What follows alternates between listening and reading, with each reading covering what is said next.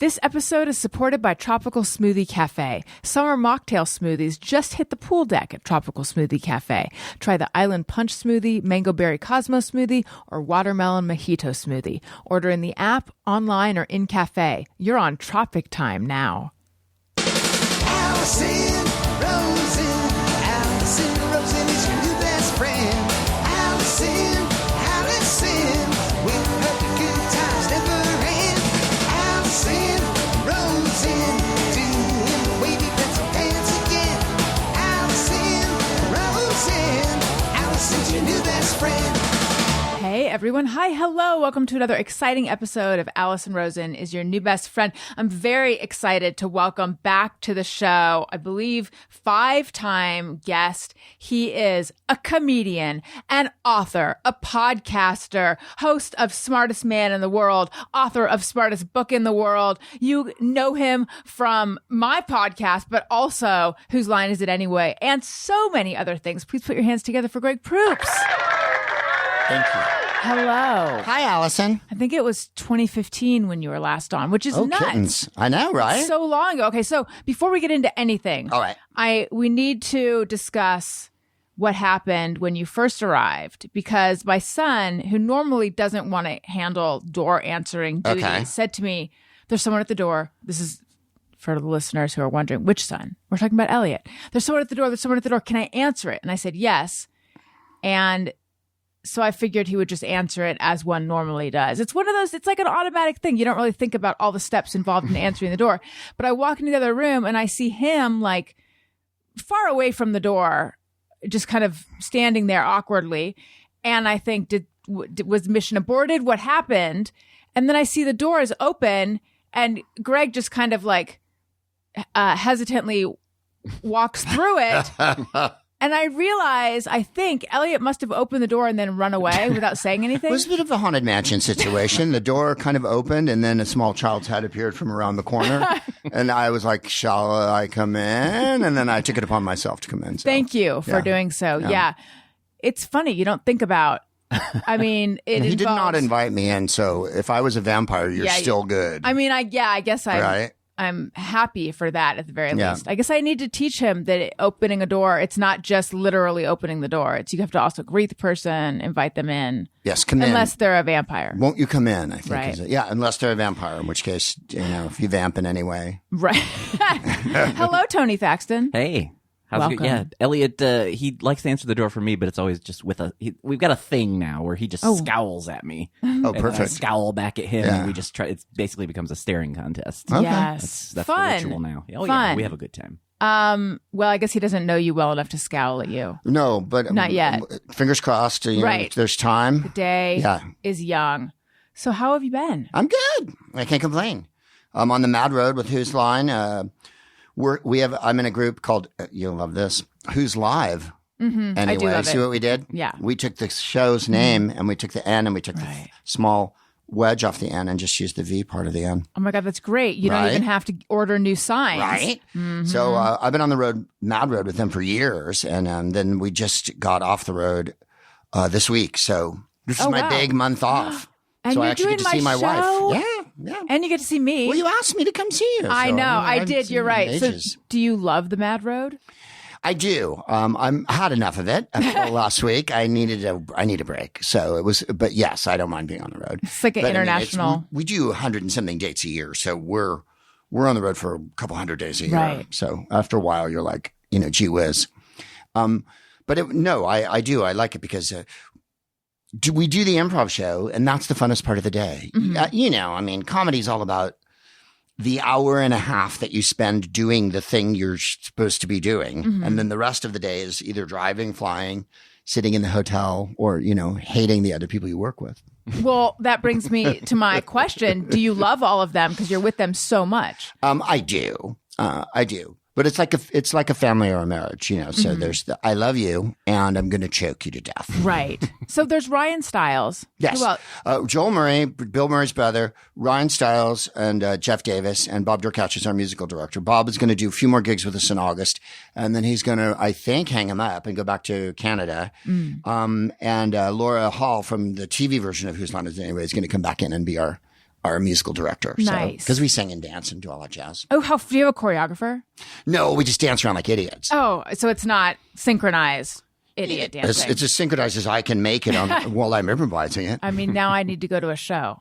The singing and dancing it's fun. hooked me. Yeah. Was Aisha Tyler involved at one point? Aisha Tyler's been the host of the TV version for the last 10 years on the CW, which we've labored in obscurity because the CW, not the most enthusiastic network about promoting their shows. Right. So I get a lot of this, Allison. The show's been on 30 years, right? Don't you miss doing the show? And I'm like, no. And they're like, why don't you miss it? I'm like, well, it's been on the CW for 10 years and I've been on the road with the group I'm in for 25 years. So in order to miss them, I would have to not see them and not be doing it. Right. So in other words, I'm doing it all the goddamn time. And so no, I don't miss doing it. But people go, oh, I love that show. I wish it was still on the air. And I'm like, well, your wish has been granted because Good news. It's been on for 10 years on the CW. But once it went off ABC, I think people just kind of, what? Mm-hmm. So yeah, Aisha's been the host of it, as well as, of course, being a filmmaker and an actress and a voice person. And, Aisha gets around town. Aisha was really nice, is really nice and a fabulous person. I'm real political. And so like the last election, the 2021, I did a lot of benefits for different states to raise money for the Democrats. And Aisha did most of those. Oh, that's so great. she's really good about that, I usually get her, and Ryan's very good about it, and Colin Mockery, sometimes Dave Foley, who's kind of we have a little rotating group of guys that are also in the group. Dave Foley sits in with us from Kids in the Hall, Drew Carey, and Chip Eston, or Charles as he's now known because he was on Nashville, and Gary Anthony Williams, who's on the CW version of Whose Line Is It Anyway? Well, if it makes you feel better, I knew it was still going. Thank you. You're welcome. Tony, did you know? The answer's yes. If I'm being honest. Don't be honest. No, I mean, yeah, of course I knew. Sure. Don't ever miss an episode. Years ago, I was at Mr. Hot Dog. Do you remember Mr. Hot Dog? It used to be across the street from Bob's Big Boy in Burbank. You remember you know where the Bob's Big Boy is? I do, yeah. Across from it was a place called, not Mr. Hot Dog. It was Papu's Hot Dog Show. That's it. Papu's Hot Dog Show. Now it's an Unami burger, I think. Yeah. Is it even still? Are those even still around? I don't know. Yeah. Remember when that was a big deal, Unami burgers? Yes. We don't have plates. And right. And don't they have like black buns or there was like a little branding or something. So there was something, yes. And this is not my proudest moment, but for the longest time I was like, there's no such thing as umami. Right. I refuse to buy into the idea that there's a fifth flavor that was just discovered. It was kind of anti-scientific of me, but I guess it's real. Like I'm willing to concede now. Sure. I would have liked it if they'd had cutlery and plates because umami gave you your burger on like a piece of wax paper and it's like, this is a pretty wild burger. It's not that clean. It's messy. Right. And like I could really use a bib and, a bassinet here because there's a lot going on. Right. So I was at Papu's Hot Dog Show and the woman behind the counter said to me, don't you miss the show? And I went, no. Actually, I said yes. Now I just acknowledge that it's not on the air anymore. I'll go with whatever the flow is at this point. But everybody that comes to see the show, and we do good business because we've been on the road for ages selling at like theaters. I think people will watch it on YouTube, Right. They watch the old ones or like everybody lives on their phone and their computer. So whether it's on a TV network anymore, I don't know that it's that relevant to people. We have a new season, which is going to come out this year, but it's from all the old shows we did last year. So you'll see me in a suit I was wearing a year before. And I'll be in that same suit for every episode I appear in because they just edit the shows to make new shows. You see. I like it. Yeah. So we'll shoot like 25 games. And then we can make 1 million shows out of each episode. So that's how that works. That's great. Yeah. I do want to talk about some of the political stuff. Please. But before we get into that, I have made 2 notes here that I have to. Well, actually, no, I'll tell you. So when it's a guest that I haven't seen in a long time, I'll go back and listen to the most recent episode just to catch myself up. And I was really, I don't know if you have this feeling, but I was really feeling like, I don't want to listen to my own voice right now. Like I've been doing this long enough that I don't have, I think, the layperson's reaction to their own voice of like, oh my God, is that how I sound? Like I know how I sound, but I just wasn't in the mood for me. Right. I know that sounds crazy to people. How could that be? Always in the mood for you. No, I wasn't. But I put it on anyway. And I was transfixed and transported and so delighted to listen to the episode because of you, Greg Proops. It was such a good episode. So thank you. Now, No, thank you. are you still opposed to the Oxford comma? Because they made you put it in your book. I know. I've softened it up a little bit. If you want to use it, you can use it. I don't really want to talk to you later, or I don't want to talk to you, comma, later, or any of your friends. Right.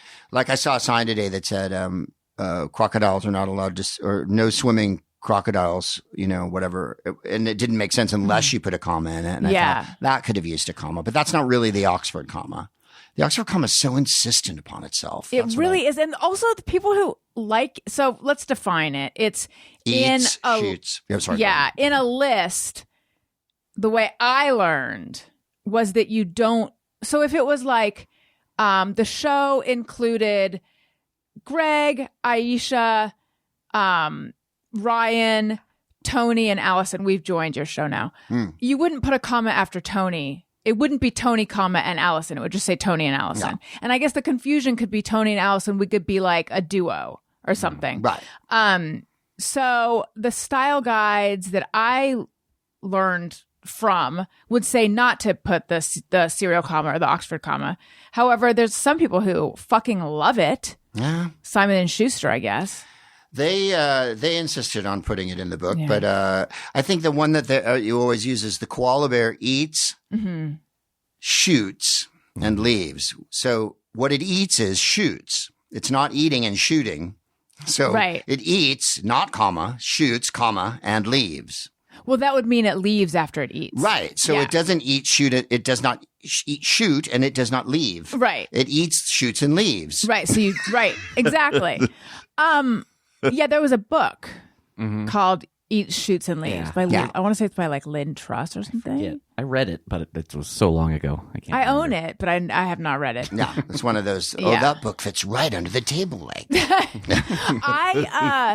I've softened on the Oxford comma too. I find myself just putting it in.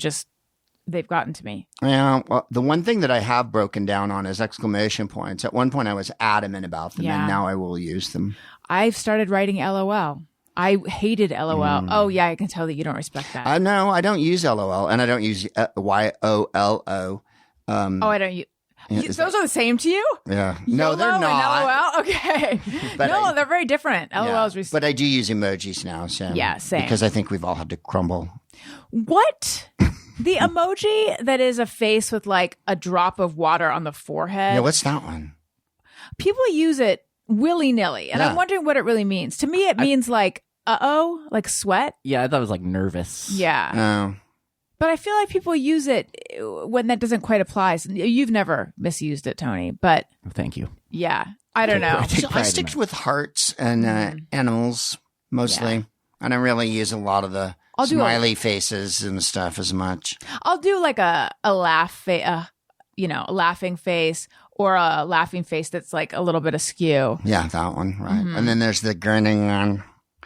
I will write ha ha sometimes, which I never thought I'd break down to do, but it just makes it easier. Well, that's how I got to LOL, because I was tired of always writing ha ha ha. Yeah. Because I feel like ha ha is not, this is how you get into the multiple exclamation points. Right. Like ha ha is not enough, so I got to go ha ha ha ha ha ha ha, and you're going to hit a wrong letter, and then you just got to let it go. Ha ha ha ha ha ja ha. Yeah. Baha, Some people... But baha would be an evil laugh, though, wouldn't it? I think so. Right. Or like a heh heh. Yeah. That's a little bit evil, too. Yeah. All right. The other thing I wrote down was sobriety. Oh, yeah. No, I don't. No, I'm off everything now, pretty much. I quit drinking about 3 years ago. In fact, 3 years ago on the 9th, I think it is. And that was just my doing. I was drinking a lot during the plague. When we were trapped at home, I was like really getting going. And I did a podcast one night, and I got through a lot of vodka, which I was doing anyway. And the next day I got up and I was cleaning the house with my wife, and I was like, I don't feel that great. Like I just can't. So I just quit. Wow. I didn't go to meetings, and I didn't come to Jesus, and I don't proselytize about it, but I just gave it up because I just wasn't having fun? I had a lot of booze, and I experienced the booze. Also, it's made it easier for me to drive and be at shows and go to clubs and stuff like that, so that I'm not completely hammered. And weed I had to give up because I was just told to give it up. Finally a doctor was like, "You've smoked a lot." So, like a judging from your lungs situation, or yeah, pretty much. So now I just do edibles or whatever. But that's I think the last time I was on, I said I was high all the time. Is my recollection. I don't know if you said that, but I know that you were definitely. Maybe you said that. I mean, you were definitely a fan. Oh, yeah, I know. I'm still a fan. I'm not smoking it anymore. They told me to stop, so I stopped like a grown-up, and there we are. Right. Yeah, I'm a million laughs now. But I'm still fun. So you just decided I'm not going to drink anymore, and then that was it? Or did you have no more drinks after that? No. I had a sip of beer at a ball game this year. We got to throw out the first pitch in Milwaukee a couple months ago, and Jeff was having a beer, and I said, "Let me have a sip," because I hadn't had a sip of beer in 3 years. And it was a bloody hot day. And I was like, well, that was good. And that was it. Yeah. Had you tried or considered it before? Do you feel like you had, by the way I know is because sometimes you will refer to it on social media. Yeah. As the reason I can you say it's the reason you're angry? I said that I'm sober now and I remember why I hate you. That's what I posted. And that takes us to other comedians and other podcasters and stuff like that. And that was why I put that up. Yeah. I said, I quit drinking now and I remember why I hate you. Yes. I thought that was funny. But do you feel like you had a problem? The problem was I was drinking a lot and I wasn't feeling that great the next day. Are you talking about physically or emotionally? No, I think I was using it to like the way everybody uses alcohol to kind of escape. Quell everything. Yeah. And then also I really enjoyed it. I was a big advocate for alcohol. I mean, again, I would never tell anyone to stop if they don't need to stop. But I just didn't feel so hot. And also it wasn't, it was more of I just wasn't enjoying it like I was.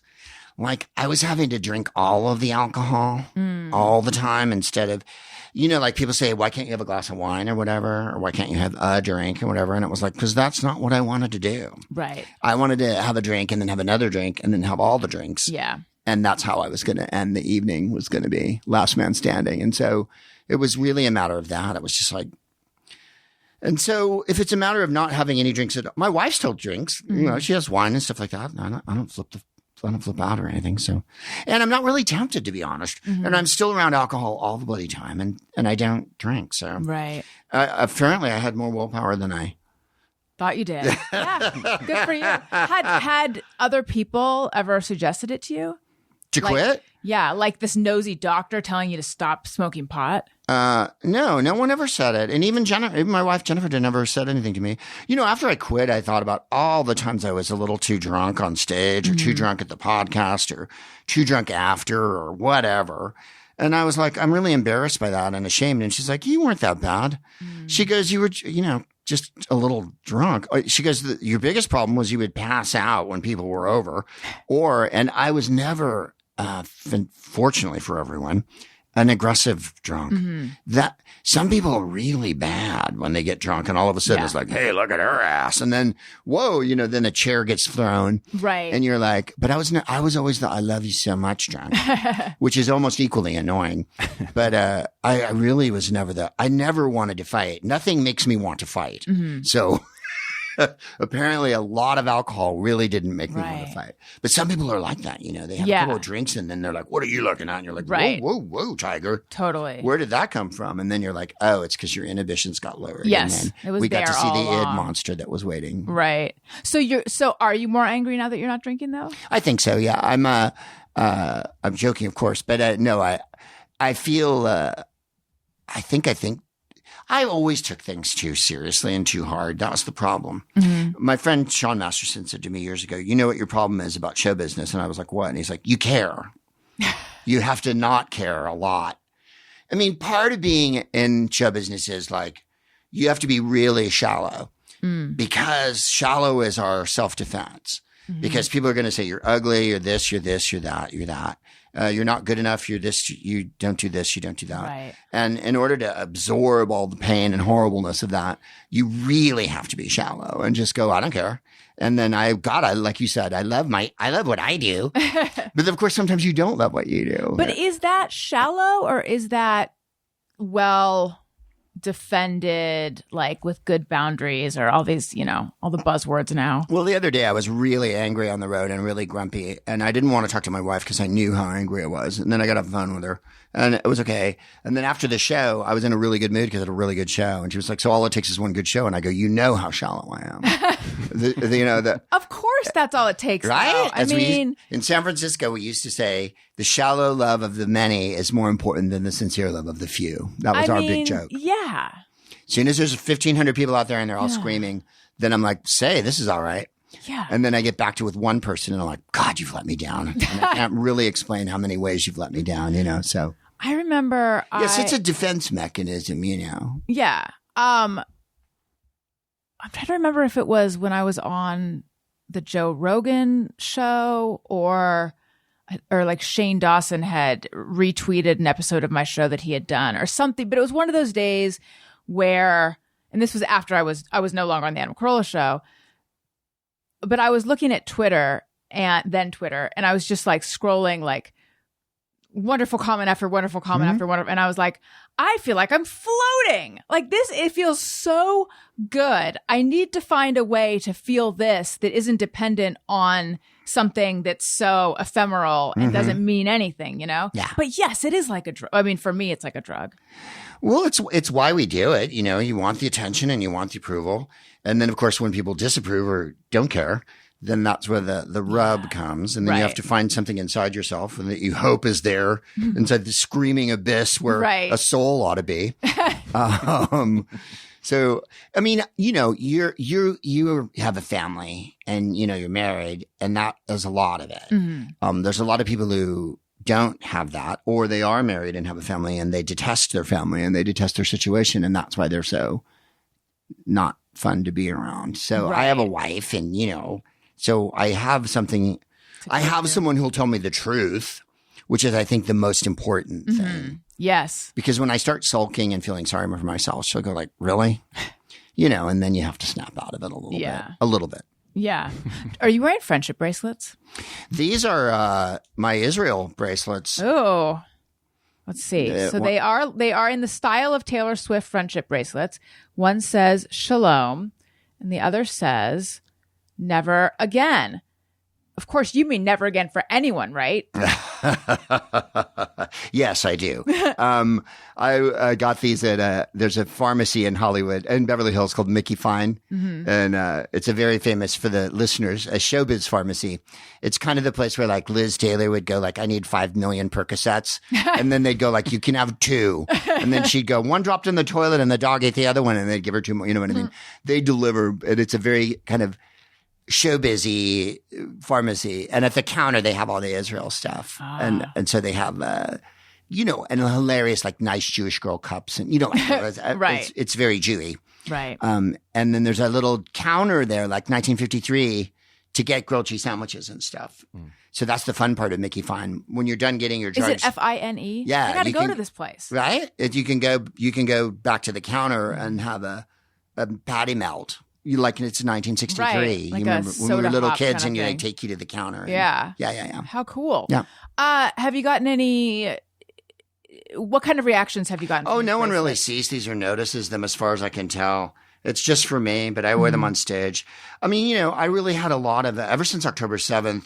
I think there's been so much bloody anti-Semitism. Yeah. And I'm sure you have listeners who disagree with me, but this whole,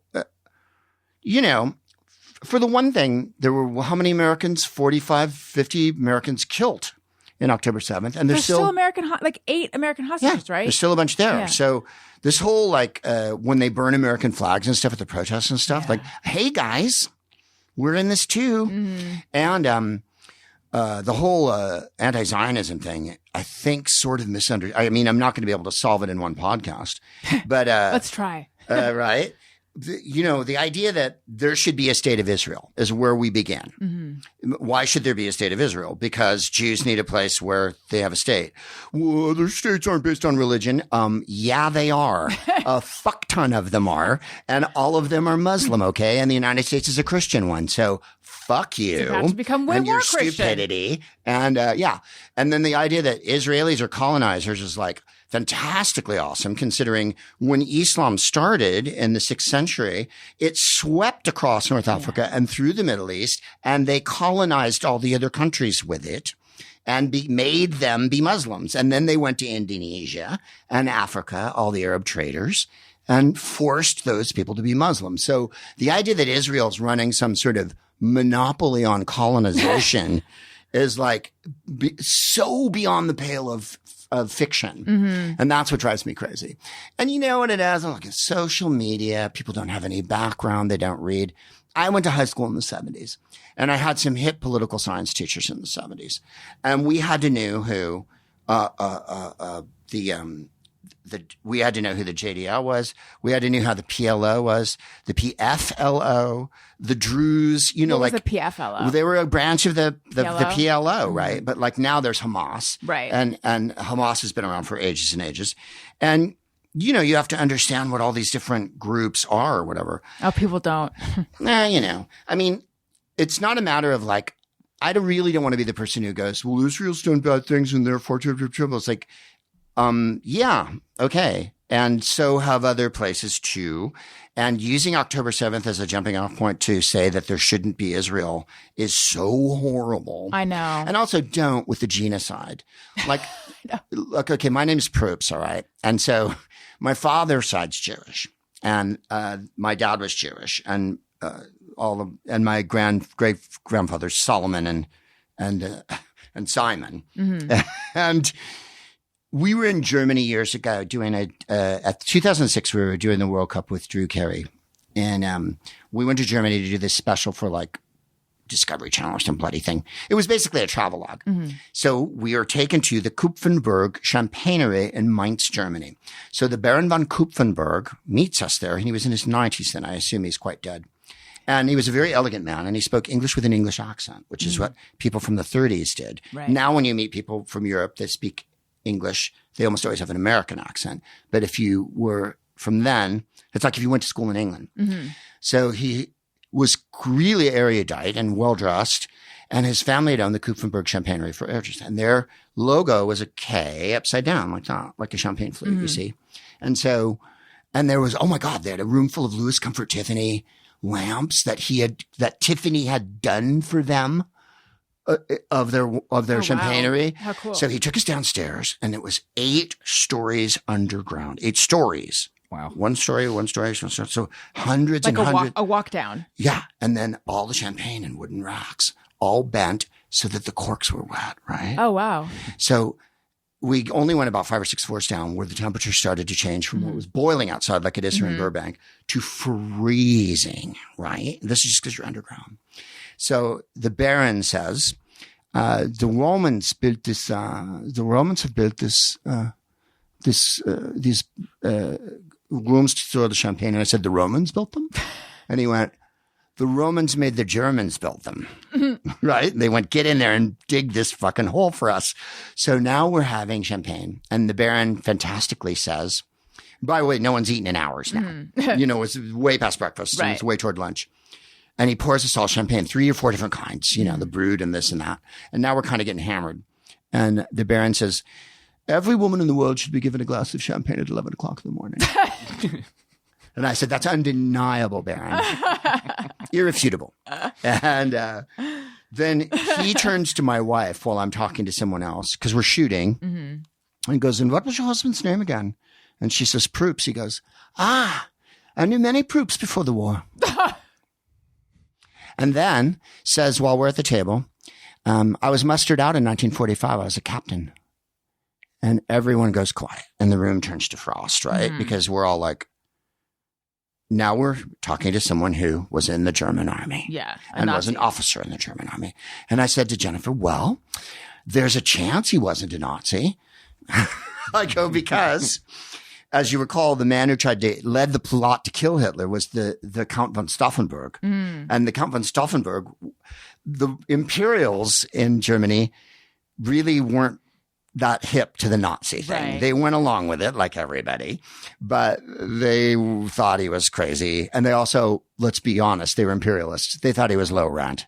He was from Bavaria. Right. He wasn't even fucking German. Up to their he was supremacist he was from Austria. He was a pig, you know. So when people say genocide and start throwing that around, no. I don't accept that. There is such a thing as genocide. What's happening with Gaza is not genocide. I've said it. You can come at me, write me all you like or whatever. Yeah. Well, no, I've been saying the same thing. I mean, because it's not. Right, what happened to the Jews in the 30s and 40s was genocide. What happened to the Armenians was genocide. What happened to the Hutus and the Tutsis in Rwanda was genocide. Right. What's happening to the Uyghurs in China is genocide. I can define genocide for you, but for everyone to chuck it around like that is real offensive. I think. It is.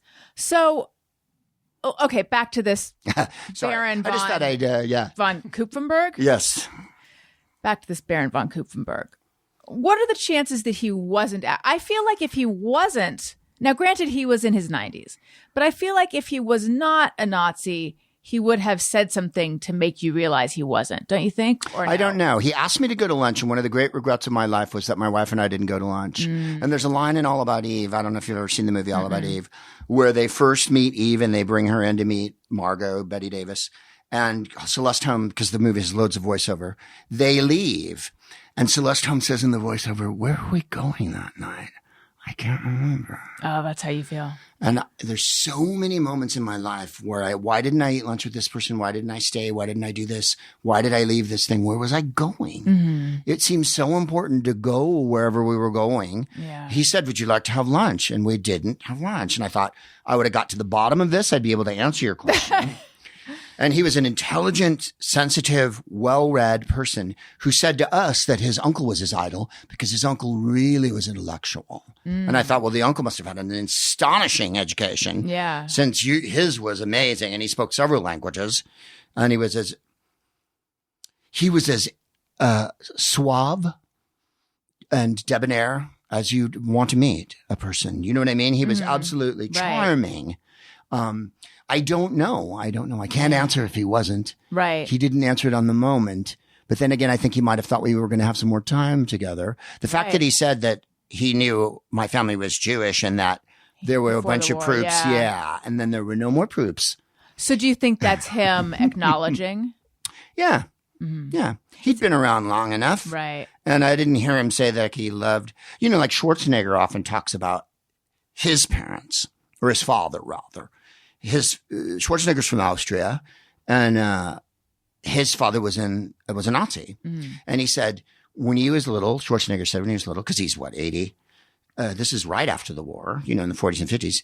They all got together and drank and cried and sang songs and talked about how they missed the old days. And that's what it's like, So the idea that it's gone. It's like saying that racism disappeared because Obama was president. It's absolutely fucking ludicrous. There's as much racism now as there always was. Yeah. And there's as much anti-Semitism now as there was in 1938. Well, that's been sort of one of the many heartbreaking realizations I've had since October 7th. I mean, I'm Jewish. It's an insane story that I've told before on the show, but I'm kind of writing about right now. But my dad hid it, but he didn't change our name. So everyone always said, I would say to me, "Are you Jewish?" And I would say no, because I truly believed I wasn't. And then they'd walk away and be like, "She's Jewish." Yeah. So my joke is like, I was the only person who actually believed that we weren't Jewish. People were telling me, and it would frustrate the hell out of me if no one believed me. Did you grow up, go to a Jewish school and whatnot? No, no, we had nothing to do with Judaism. Like, I truly believed I wasn't neither. Jewish. Yeah. And then when I found out I was and that my dad had lied, I was like, God damn it, all those assholes were right. Like, I feel like I need to call them and be like, hey, you know what? You were right. You were right to make me work at Sam Goody on Christmas Eve because you didn't believe that I celebrated Christmas. But yeah, I've never celebrated any of the Jewish holidays. Never like, I know I'm Jewish, but it's never meant anything to me until October 7th. All of a sudden, like, I feel like I woke up the next day and it's like something had changed inside me. And I've just continued down that path of feeling like something's changed, not actually doing anything about it. But I've been I think I was naive because the fact that people were tearing down posters of, Kafir and the baby and stuff the next day, I truly didn't understand it. I didn't I literally don't understand why you're doing this. And then, someone explained that it's because it's propaganda. I was like, how is it propaganda though? I understand that in a more literal sense now, but yeah, just to realize like, oh my God, the fears that our ancestors had it feels like it's happening all over again. Yes. And I think that I feel a lot, very much like you do, but I also feel like the tribes opened up a lot since October 7th too, because now I see a lot more Jews. Like I'm a patrilineal Jew, if you will. And that's not, proper Jew. My joke used to be, I'm half a Jew, which is no Jew at all in Hollywood. And, but I feel like the non-practicing Jews are included now. The patrilineal Jews are included now. The half Jews, the Jews, the more the merrier. I was doing Nightmare Before Christmas at the Hollywood Bowl, and when the Tree of Life shooting happened. And the director who was shooting it for video came down, and I said, bad day for the tribe today. And he was bumming, and we were all bumming. And that was the biggest slaughter since the Holocaust until this one. Right. Of Jews, American Jews. And it's like, a friend of mine said to me the other day, but you're not really Jewish. And I went, I'm fucking Jewish enough. You know what I mean? Like, don't tell me. Hitler would have said you were. Right? So, yeah, I feel like you do. It's just a real, it's vexing because a lot of it is, I think, misinformation and a lack of education for people. And the other half of it is, I think people are desperate to blame somebody. And the Jews have been the punching bag for, 5,000 years. Well, that's the thing. Did you read that article in The Atlantic by, I think her name's Dara Horn? And it was like, I forget what's it called, like The Big Lie or something. And her thesis is whatever a specific culture or society deems is bad, the Jews begin to represent. So it becomes righteous to be anti-Semitic, which I never had really understood. I understand that this has been baffling to me. Okay, so Jews were killed for not being white enough in the Holocaust, and now Jews are being attacked for being too white. It's like, it's so slippery. Even though there's Jews, because people don't realize that it's a religion, it's a race, but you can be from a million different races and be Jewish, just like you can be Muslim or Christian. Right. There's Ethiopian Jews, there's African Jews. As Buddy Hackett said, what was in the joke? Do you have any Chinese Jews? And the waiter comes back and goes, we got orange juice, we got apple juice, no Chinese Jews. There's Chinese Jews. Like, it's not the idea that Jews are homogeneous and that we're all from Brooklyn is like, the way they get cast, but that's not true at all. Yeah, no, aren't people yelling, go back to Poland? Right. To Israeli Jews. Right. Yeah. And so when I lived in London, one of my wife's best friends was an Israeli named Yom. And it's when, was it, now I'm blanking. God damn it. Was it Yitzhak Rabin who was assassinated? I think so. And, or was it not Sharon? It was. No, it wasn't Sharon. Yeah. And I think that sounds she right. called him and said, I'm terribly sorry. And of course, his mother had been in the army and his father had been in the army and he'd been in the army as well. Although I think all he did was smoke hash and shoot video. They had been friends with Begin and whatnot.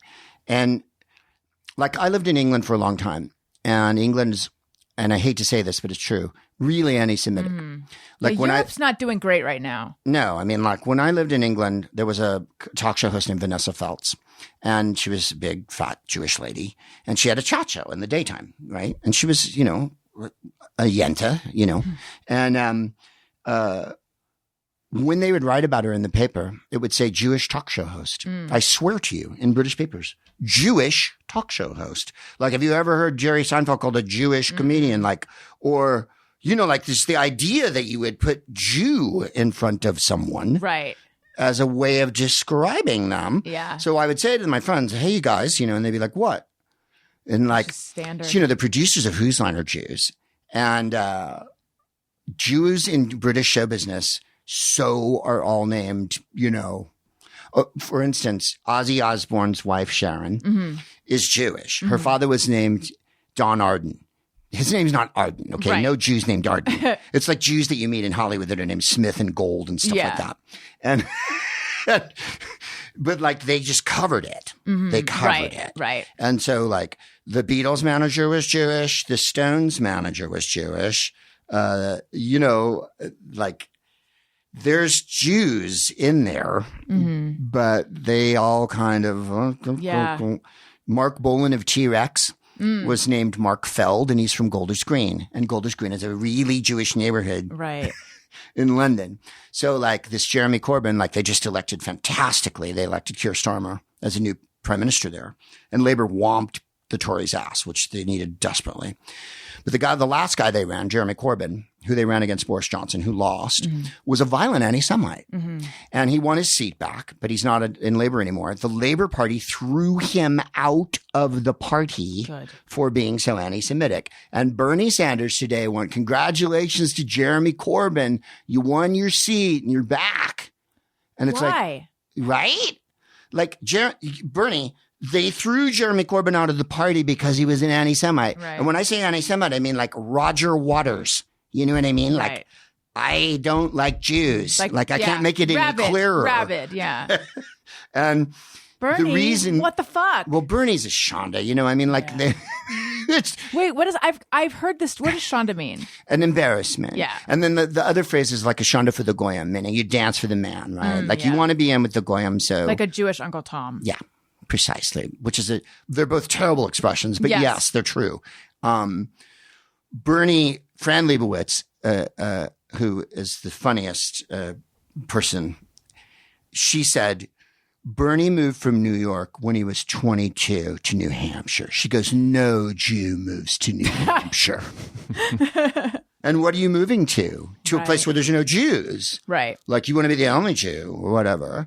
And then like, you know, first of all, who leaves New York in the 70s? Like, you know, whatever. So, but I'm not a big Bernie fan. We didn't have to get out. But I mean, it's like, it's sort of that whole, you know, people. I had a lot of friends in England who really supported Jeremy Corbyn, and he was analogous to Bernie. They was the, you know, in other words, all talk, no fucking plan, never accomplish shit. But like extremely progressive. Right. But like, I'm a lefty and I don't like war or whatever. Like that's some big new stance. But I mean, they're dealing with their own anti-Semitism. They've had giant rallies there. They've also had pro-Israeli rallies in London, but they've also had a lot of the bullshit that we've had as well. But they don't like to admit it. They don't like to admit that they're anti-Semitic. They were throwing Jews out of England in the Middle Ages way before the Spanish perfected it. You know, I always thought to take the stance of like, I'm anti-war is virtuous. And I do think being a pacifist, I do think there is something virtuous about that. But I'm realizing the danger of being just like, I'm anti-war across the board is sometimes it's necessary. Sometimes it's needed. It's much more complicated than I thought it was when I was young. I decry violence of all kinds. And so, no, I don't approve of babies being killed on either side, on any side. That's something that's just a given. On the other hand, when people talk about destroying the Jewish state, one, and I would point this out to our dear listeners who I'm sure have tuned out on me completely at this point. They've unsubscribed to me. Yeah, right. Well, they're listening to your show, so I have a fighting chance. Yeah. It's the only democracy in the Middle East. I've been all over the Middle East, and I've been to Dubai, and I've been to Bahrain, and I've been to Saudi Arabia, and I've been to Oman, and they're sheikdoms or they're emirates, which means they have an emir, or they're a kingdom like Saudi. Saudi has a king. So, right, there's a sultan in Oman. There's emirs in the Emirates, which is Dubai, the UAE, and all that. And so they're not democracies. Right. In other words, they don't have a great big election where everybody holds hands and counts votes. And they don't have any Jews in their government. And the Jewish government has Muslims in their government. Right. The country of Israel has Muslims living there side by side, hand in hand, right there with Jews. Nobody does anything. Everybody's cool. And that's just not happening in Saudi Arabia. I assure you it's not happening. And so, and I'll go further. A lot of those states like Saudi and the Emirates, whatnot, are slave states. They bring in, other Muslims from other countries that are not as well off as them, which would be Pakistan, Bangladesh, right now. And they take away their passports and they make them, what we would call indentured servants. It's a form of slavery. If I take your passport away, there's no you leaving. So you're going to do what I say until. Right. So all those giant buildings you see built in Dubai and whatnot are built by Palestinians and Muslims from other countries. And they're there until the building's built. It's not like this. The Emirates gets together and goes, let's all be equal. Right. Like, I don't know that Saudi women, maybe they can drive now. When I was there, they couldn't drive. And, I've had people online fight me on saying anything negative about hijabs and burqas. I mean, it's a and by rule. the way, if you want to, go for it. Right? I'm not, but the idea that you can't the idea that you're applying your Western morals to them. Like, women have all kinds of freedom. It's like, no, they quite literally don't. No. And it's very much a man's world. Like, when you're in the Middle East, men hold hands. When men greet each other, there's a lot of fulsome kissing and hugging and snogging. And there are no women around. And you're like, where are all the women? And it's like, oh, they're at home, you see. But men get to go everywhere and be with all the hookers that are brought in from Russia and other places and smoke and drink and do all the things that aren't in the Quran. And so, there's a hypocrisy that goes on there. And no, women aren't included. Right. Like, if you go to London and you go to Knightsbridge, for instance, you'll see loads of Qataris and Kuwaitis who are perfectly nice people. And they have all the women there. Because they're in London, the women go out and shop and hang out. Now, they don't go drinking, but they go have cake and coffee, right? Which is always and they'll often have women with them who are pushing the baby or carrying their stuff. And those women are not identified as the slaves that they are. However, while they're in London, they enjoy the freedom of being able to run around, shop and drive a car and whatnot, which they don't enjoy in their own bloody country. And this is turning into like a diatribe, which I really was trying to stay off of. But no, it's like you say, it's not imposing our morals on them. They do what they want. No one's imposing any morals on them. They're exactly doing what they want. Let me put it this way. If you, Allison Rosen, were at the Dubai airport and you'd had too much to drink, and you were in the airport changing planes to go somewhere else, they could arrest you and put you in jail till the end of fucking time. Yeah. Because you're drunk and you're a woman.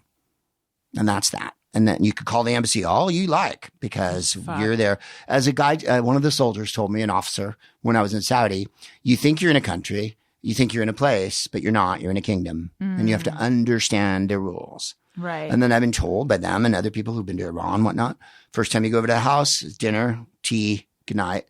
Next time, maybe some Johnny Walker gets broken out. Then the next time, maybe something more fun. And like, as one guy said to me, homosexuality, alcohol, drugs, all that doesn't exist, except they do exist. But they don't exist officially. Yeah. And that's the difference. It's like... Right. It's all pushed underground. And you can be in trouble.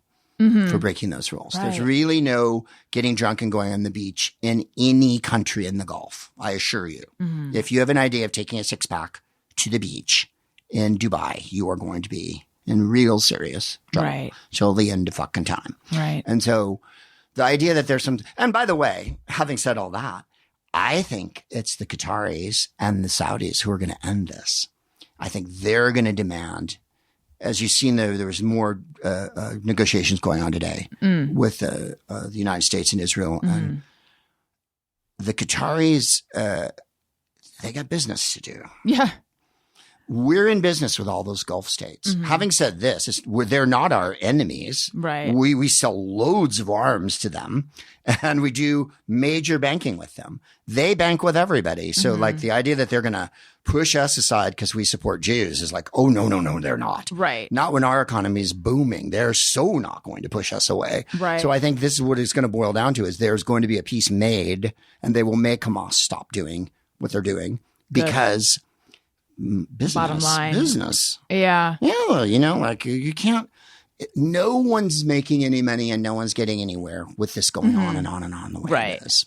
I've been so disappointed with people that I consider peers.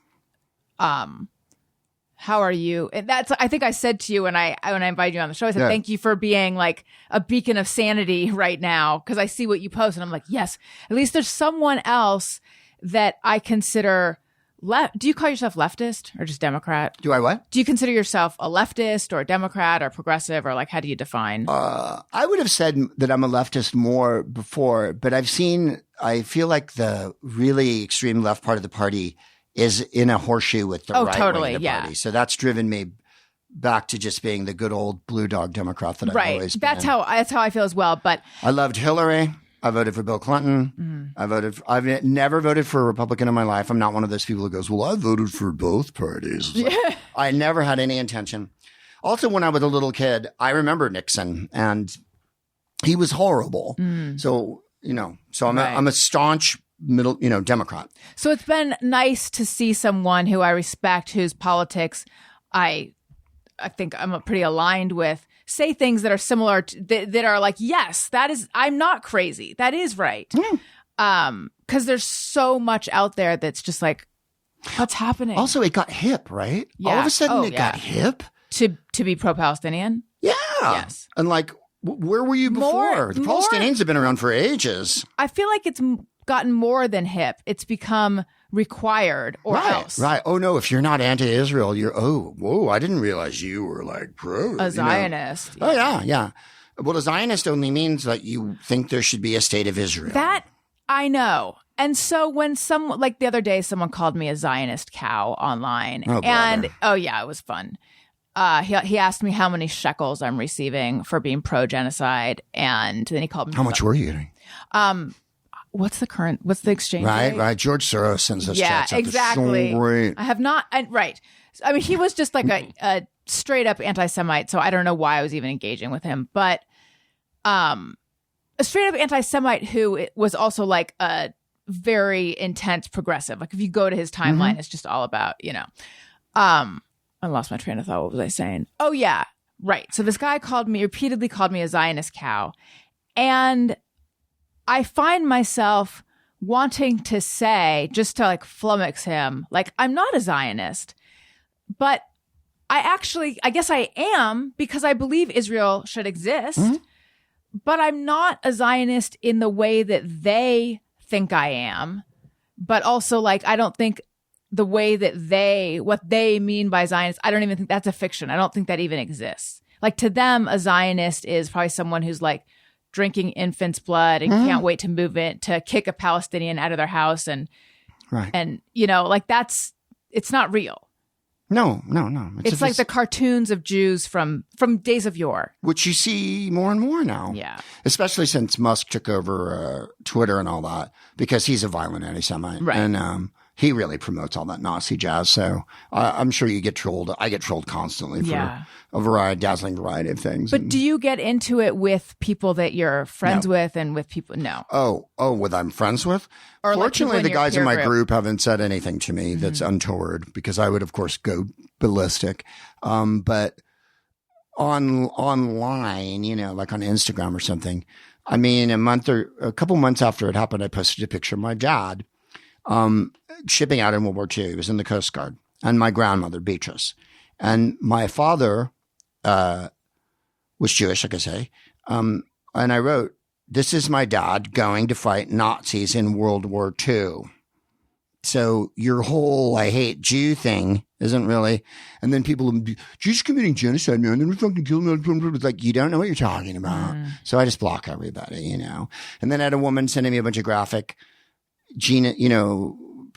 dead baby things on Instagram the other day. And finally I said, I'm begging you to please stop. Yeah. Just stop sending me these. And like, she went, thank you for, acknowledging. And I'm like, okay, let's just agree that I don't need to see this because I understand the situation already. Yeah. As far as people, no. Fortunately, I haven't run into too many friends or anyone who's given me that kind of. And my English friends have kept it quiet, even if they think so. There's a couple people that But I've blocked 1 million people. Yeah. There's people I would consider friends who are Jewish who are very like pro-Palestinian, anti-Zionist, and that's wild to me and upsetting and whatever. Yeah, it's a crazy, crazy time. It is.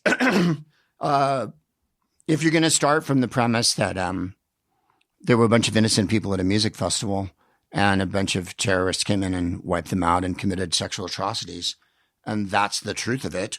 Oh, they don't believe that though. Yeah, right. It's fake and all that. Even though there's video of it, and but do you know how much essay the Israeli army has? I mean, like they have. Yeah. And then, but they videotaped themselves doing it, so it's not that nobody made the video up. Right. And it's the biggest slaughter of Jews in a long time. It's all just really awful. So, deeply, and no, the level of terror, the war against Gaza, and yes, innocent people are getting hurt. It's terrible, and Hamas can stop it anytime they want. I know. There, I've said it. Everyone can write me. It's like, I think it's a handy excuse. The way right-wingers will hammered on Obama, the way right-wingers will hammer on Vice President Harris, oh, well, she's shrill or she's angry or whatever. It's like, are you saying that because she's a really accomplished black woman? And it's like, yes, that's why you're saying it. Yes. So I think a lot of people use that Jewish thing too. The Russell Brand, the comedian, is Jewish. And he's fucking Michigan, he's gone completely off the deep end. I mean, I knew him a few years ago when he's a smart guy. But also something happened during when Mango Mussolini was president, and we lost a lot of comedians. You were talking about Rogan and Adam and whatnot. They've slid over to some area that I don't even recognize anymore. I used to go on their shows and talk to them and joke with them. Right. And now, I'm sure we're still friendly if I called them or whatever, but I don't, because I'm tired of hearing your anti-vax, anti-Semitic, anti-feminist bullshit. It just drives me crazy. I don't want to hear it. Yeah. And there's a whole bunch of other comics that don't get slid into their category because they're the most vocal and they have giant podcasts with loads of listeners and all that. And they're worldwide because of it. But I think white guy comics haven't distinguished themselves at all in the last, since, Benito Cheeto or whatever was president. We've seen really what white guys are all about, which is protecting their corner and their hatred of women, their hatred of black people. And I'll include a bunch on the left too. I mean, that's, the lefty viewpoint of they hate Kamala, she's a cop or whatever. Where did that come from? That is such a Russian talking point. Yeah. So that's my big bitch. I went on Mark Maron's show a year or two ago and I wasn't even going to bring it up and he brought it up. And brought up politics. Brought up Rogan, and he goes it's like a Nazi rally or whatever, a cult or whatever. And I swore to myself, I said to Jennifer, my wife, before I left, I'm not bringing it up. He fucking brought it up immediately. Another Jew. And you know how we are. We're thick as thieves with our long noses and our lips and whatnot, controlling the media with our horns. I rub my hands together. I get a pile of money and I rub them. But I just really feel one, after the plague ended, I was really disappointed to see so many comedians go right back to talking about themselves, their career, and their dick. And that, whoa, I thought something happened. I thought you saw the summer of George Floyd. You saw the summer where the police rioted for 6 months, where they were attacking civilians in Portland every night, and the unnamed people who stood in front of the Capitol with their guns, who were some weird rogue army that Bill Barr let out. Right. You didn't see any of that. What really was happening was your career was on hold for 18 months. Didn't you couldn't post play the Black Square? Right, because you couldn't play, Uncle Fuckle's Chucklehead or whatever. So that really harshed your mel, and you couldn't do the great, awesome special you were going to do about how women are fat and bitches and shit. And so, or how you hate trans people or whatever fucking magnificent intellectual bullshit you came up with.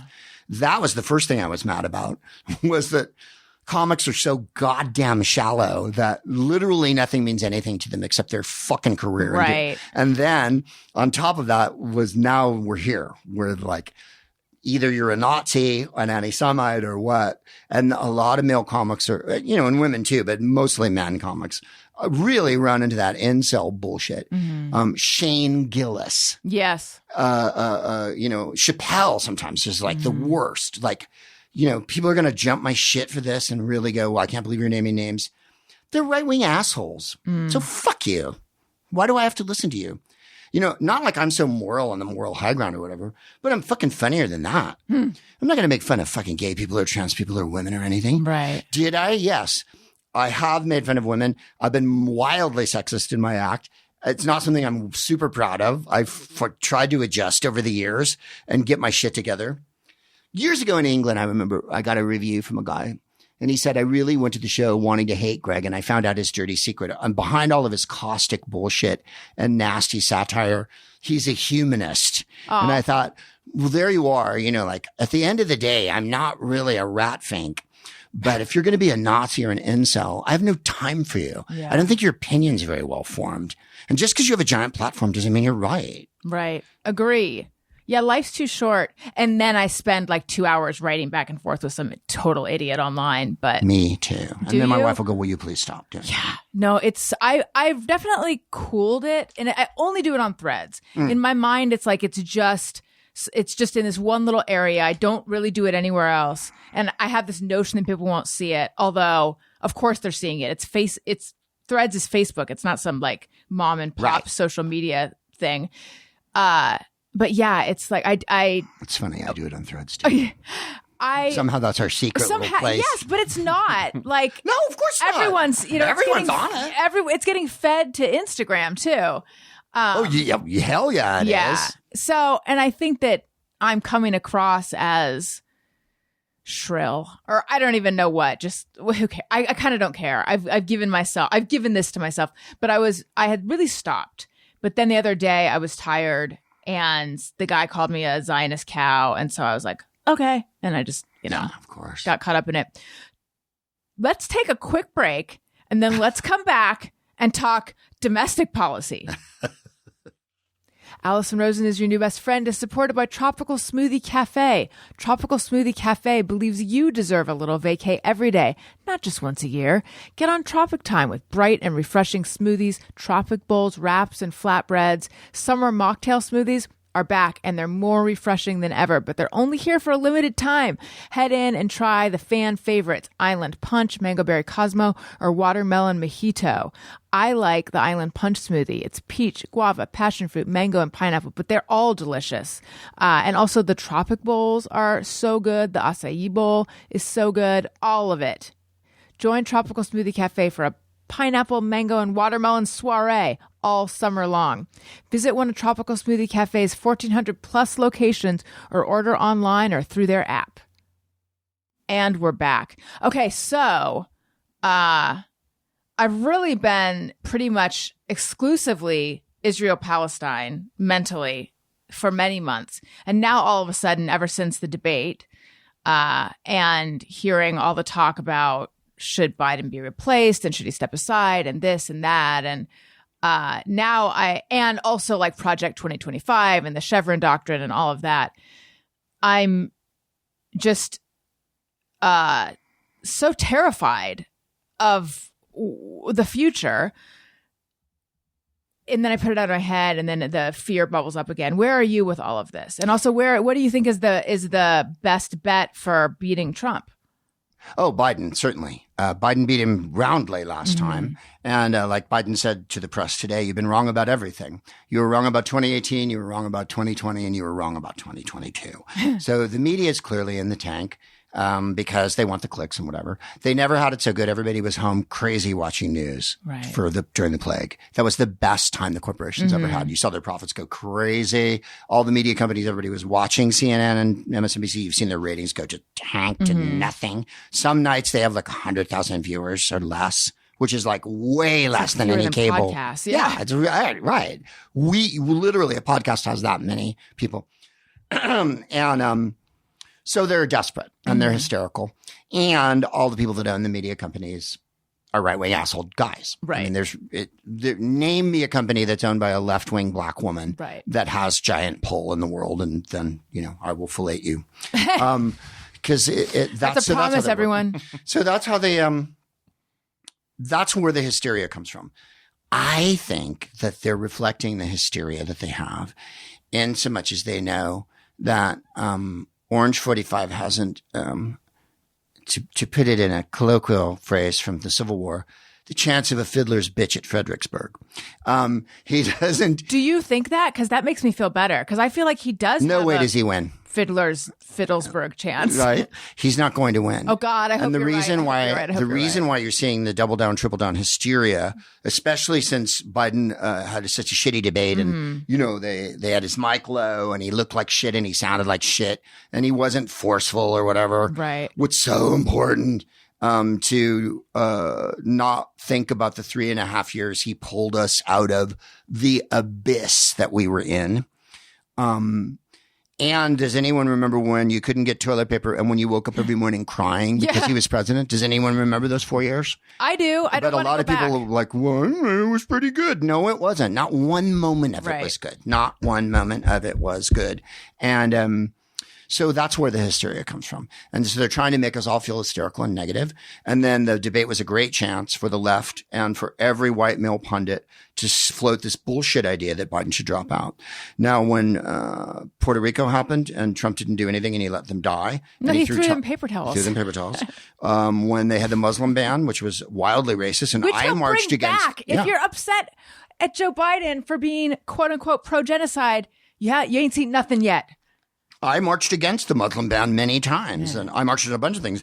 If you wanting the police to run wild, which he let them do, having an alternate government that was running the place, I know. Letting 400,000 people die of COVID because of absolute malfeasance and negligence, and then not ever, suggesting the bleach and not wearing a mask and all those things.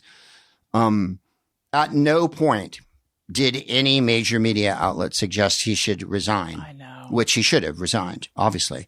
When Bill Clinton had his affair with Monica Lewinsky, who was a grown adult of her own age and decided to do it on her own. There, I said it. Fuck you, everybody. Should Bill Clinton have done it? No. It was a terrible, egregious thing to do. He really oughtn't to have done it, and I'm still mad at him for doing it. I feel it was a failing. Like Kennedy, like H.W., like Roosevelt, almost every president's had affairs. Oh, did H.W.? Fuck yeah. I didn't know about his then when Roger Ailes was his campaign manager, there was a rumor about his affair. And someone brought it up on TV and he had a freak out. Oh, and that was when Roger Ailes was coaching HW. And HW, as you recall, had an East Coast accent. And he talked like this and he said a dibble and a drab and he waved his hands like that. And Roger Ailes screamed at him, stop waving your hands like a faggot. So then after that, HW put one hand in his pocket and sawed the air with his right hand. So every time he saw me, he'd go, well, we had to invade the Gulf because then he'd saw like that because he did this. Because he wanted to have foppish hands, which Trump has. Not that there's anything wrong with foppish hands. Trump does the squeeze box. Yeah. Right? And then the idea that this psychopath who we know is a sexual predator, who was convicted of rape by the state of New York. Technically, what happened in that booth with E.G. Carroll was adjudicated as rape by the state of New York. The judge said it was rape. 34 felony convictions. And never mind the paying off a porn star. I hate when they call it that. It was obstruction of an election. the porn star was the means by which he obstructed Right. the public from getting the information that they would have required to not vote for him because they could see he was an amoral piece of shit. And then January 6th. On January 6th, which like you would think, why would you even be allowed to go anywhere? I know. After you did something like that. So no point did they call him for to resign, but because Biden had one shitty TV outing. And by the way, Trump lied through the entire debate. I know. Said that babies were pulled from the woman killed. I know. Said that people were poisoned. Black jobs, I think, pretty much sealed his fate with the black electorate. I hope you're right. So I feel like they're hysterical. Now, I'm going to say something to you that I don't have any factual basis for. But this is my feeling, being the age I am This and having show's gone about through feelings. every goddamn election. Started voting for president in 1980 when Reagan threw the election by caballing with the Iranians behind Carter's back. You can believe what you like. And then, of course, there's the two Bush elections, which my joke that I've been doing for fucking 30 years because I never thought I thought I'd be done with it in 2001. After that election, I was surprised that Haiti didn't invade us to install a democracy. I think the internal polling for them is through the floor. I think they see where this is going. They've allowed the Republicans. Okay. They've allowed a mad person to take over the party. The mad person has no good ideas. You've seen him on TV. Sharks and boats and also, showers and birds. My understanding was that he like fell asleep and farted throughout the trial. And yet, and I still can't, like, it's like I want to like rub my eyes and open them again, like a cartoon. That debate, he seemed restrained and like he hadn't, I mean, everything that came out of his mouth was bullshit, but still he didn't read crazy. Whereas Biden did seem like, oh, what's happened to him? Yeah, diffident and unsure. Everything Trump said was a massive lie. Yeah. And as you've seen since the debate, people who've watched it who didn't watch it on the night have gone, well, he lost. They didn't see Biden as losing. They only heard Trump's lies, which is what he does, because he doesn't tell the truth, because he doesn't know the truth, because he has no truck with it, and he had no He's a grasp of sociopath. it. So the reason I think that his polling is way shittier, first of all, they've had a week-long fun fest trying to get Biden to leave. The two polls that came out were CNN and New York Times that had Trump leading by 6 points. Well, we know for a fact that A.G. Sulzberger, the publisher of the New York Times, has told the staff of the New York Times, I don't want anything positive about Biden, and that he's furious with him for not doing a personal interview with the Times. And we know for a fact that CNN has swung to the right when they gave Trump the town hall, and the president of CNN went to Trump before the town hall with Caitlin Collins and said, have fun. That's not something you say to a political person in a political situation where they're trying to dig themselves out of the January 6th hole. Yeah. You didn't tell them to have fun. No. And she didn't check any of his things. The debate itself, of course, was a cataclysmic disaster in so much as when he said things like babies were being pulled from the womb and ripped in there, like, and then of course afterward, well, it wasn't our job to correct him. It is. Kind of is. Yeah. That's where you could have gone, at the very least, you're not answering the question. Right. Which they never did because they're chicken shit and they were ordered not to. And Donna Bash is of Fonda. Oh, she Jewish? Yes. She did a great thing about her and Wolf Blitzer went to the death camps a year or two ago and did very emotional reports from the death camps in Poland and whatnot. And I thought, okay, well, now I'm liking you a little better. And then after this, she sat there like with that expression she does. And Jake Tapper too, whatever. All of them. So that's my theory. I think they can see that it's over. One, for him, and two, for the party. In the 1850s, and I'll try to keep this as brief as possible. I'm the most loquacious person that ever lived. Abraham Lincoln was a Whig, which was a party in the United States. There was the Democrats and there was the Whigs. And after the Missouri Compromise and after, Henry Clay and all the things that happened before the Civil War, where the Dred Scott decision, where black people weren't people anymore, and all that they were chattel, as we say. Abraham Lincoln, whatever faults he had, and he had faults, like, suspending the writ of habeas corpus and slaughtering Indians and shit. But on top of that, he was never not for abolition. In his mind and in his heart, he knew that slavery was driving the country fucking to ruin and that it had to stop. Every country in Europe had stopped it. The English, the French, everyone had stopped it. And he saw Brazil and he saw the Caribbean and how they were going. And he was like, so when the Dred Scott decision came out and the Supreme Court, much like Chevron and the immunity decision that happened 5 days ago, it made Black people not people. Well, Abraham Lincoln ignored that decision in 1863 and liberated Black people by writing the Emancipation Proclamation. And when his cabinet came to him and went, "What the fuck are you doing?" He went, "I have the power to do it." And they went, "How do you know you have the power?" And he went, "I decided I have the power to do it, and it'll get fixed in the court when it gets fixed." Right? So he had the moral fucking, magnificence to go, right. I am not having slavery, and I am going to free the slaves. And then the 13th Amendment, which of course got stepped on and turned into the prison state and all that, was an attempt to codify that we weren't having Black people be bought and sold anymore. So people can argue all they fucking want about the vagaries and niceties of that. The Whig Party disintegrated because they wouldn't come out as anti-slavery. The Republican Party won that election because they were anti-slavery. And then Ulysses Grant won 2 elections, and he was a Republican as well. When they say things like, the Democratic Party was for slavery, the parties have switched. Right. It's just that simple. It's not a big gymnastic you have to do. Right. It's pretty easy to understand. Yeah. That the parties reversed roles. And the party of Democrats became the party of civil rights, women's lib, gay rights, gee whiz, healthcare, things like that. So nothing the Republicans are putting forward is popular. No one wants unlimited guns. No one wants abortion to be taken away. No one wants Obamacare to be stricken from the books. No one wants the president to have unlimited power.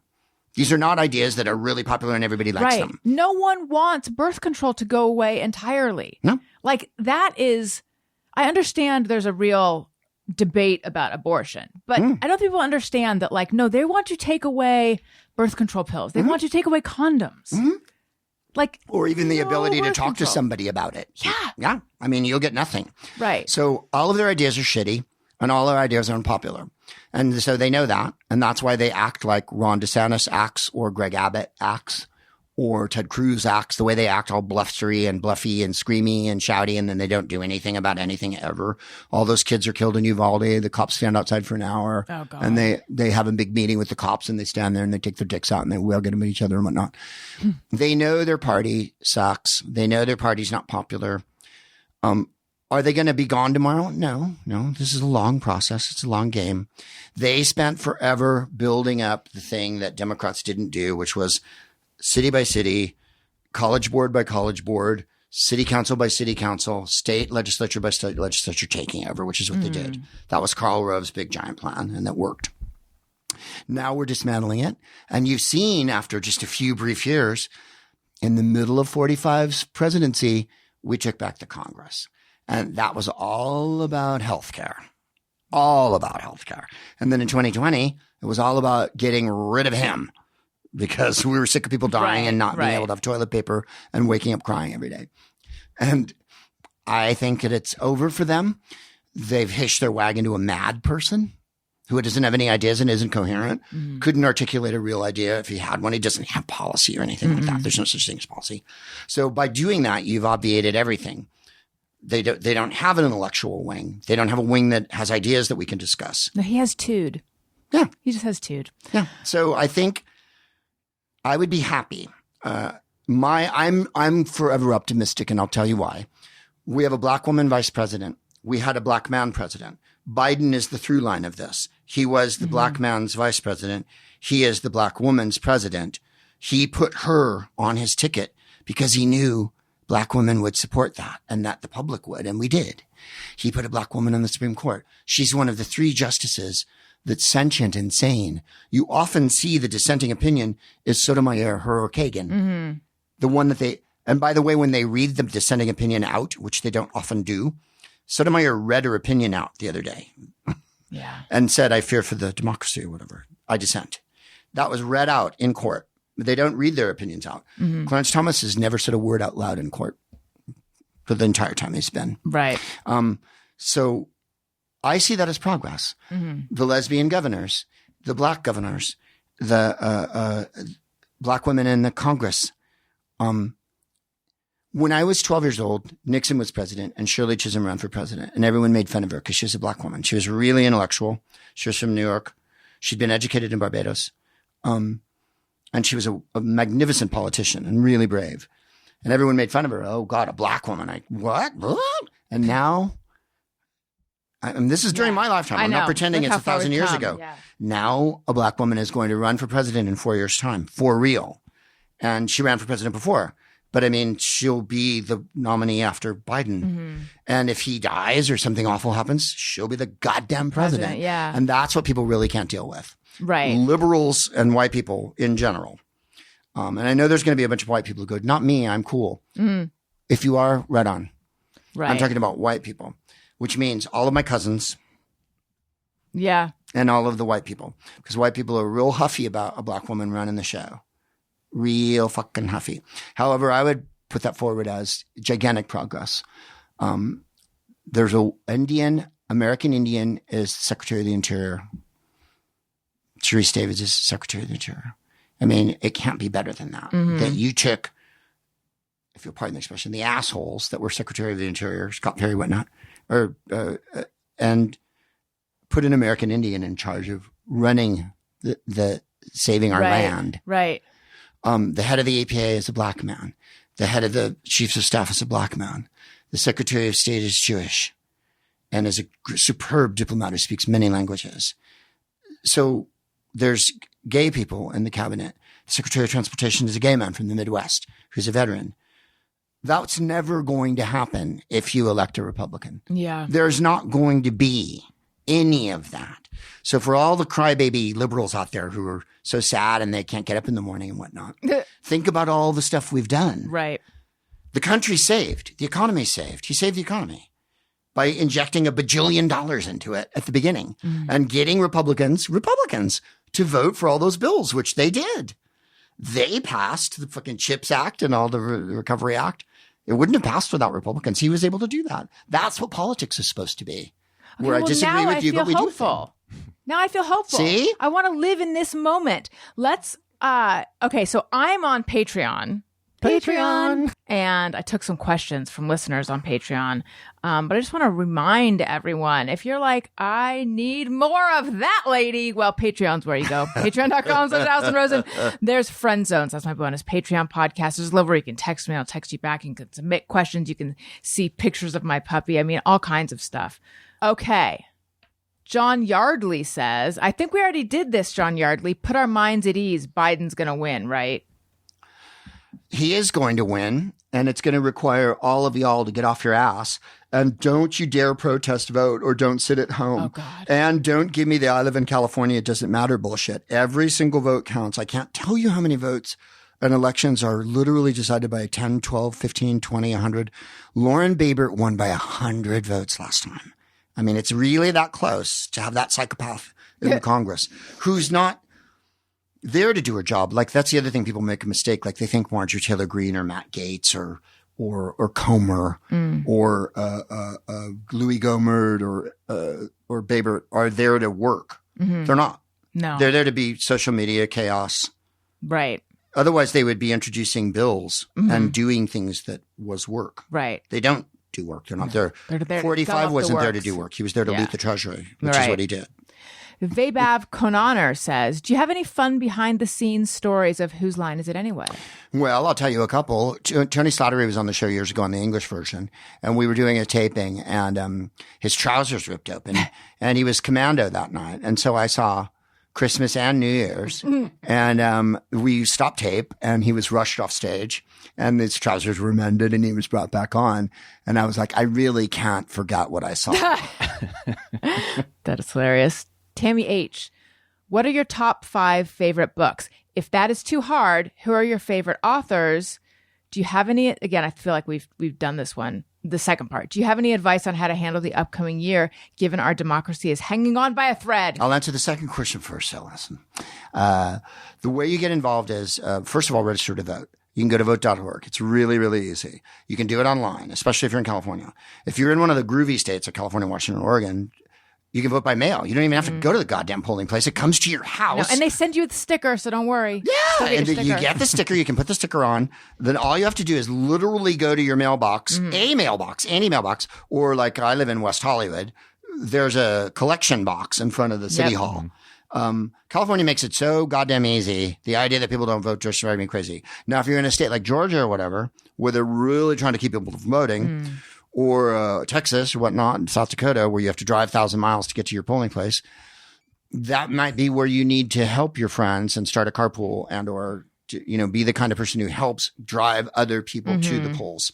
The other thing you can do is constantly give voice to those who, like, I'm a white, straight, cis het fucking 64-year-old, well-off dude.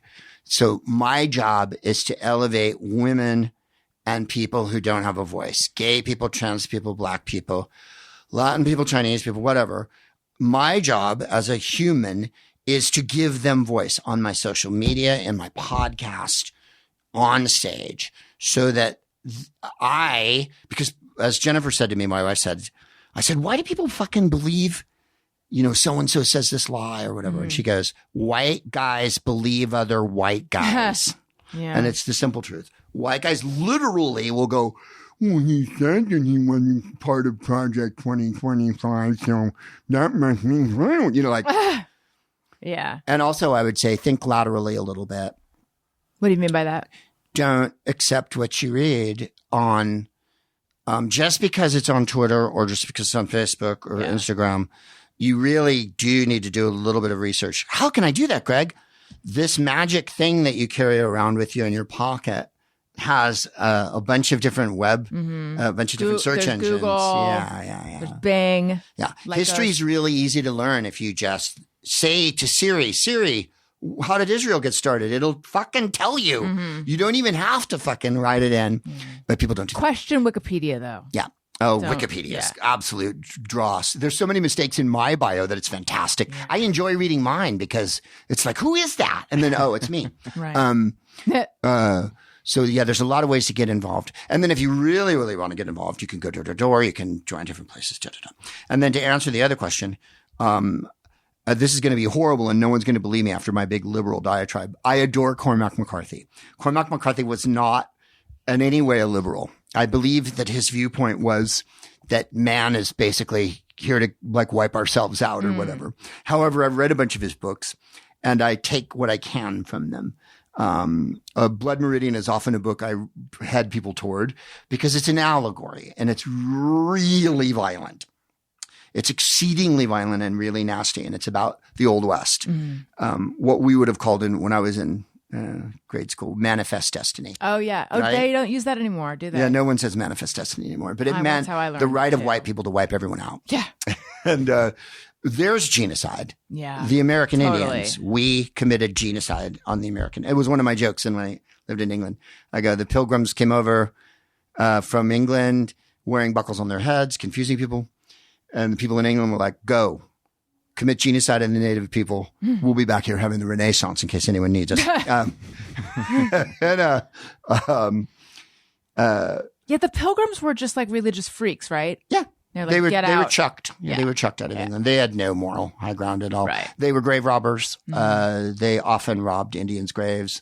There was no Thanksgiving. That's a big fucking made up tale. They were busy robbing graves. And when they did invite Indians over, they often burned the place to the ground and tried to kill them all. Jesus Christ. What were they robbing graves for? Why were they robbing graves?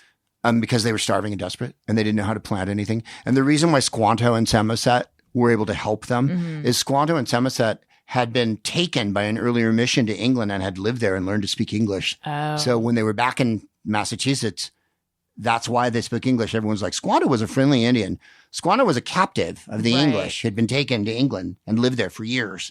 So he was forced to learn English, came back, spoke English. When the Pilgrims got there, he's like, I'll handle this. You know, I know how to talk to these people. Yeah. Miles, my name's Squanto. Enchanted. Yeah. So he's an author I love. I think my wife would probably say Colette. Maybe the ones I would recommend to you would be someone like Toni Morrison. I would say try to read out of your group. You know, if you're a man, try to read women. You know, it's not that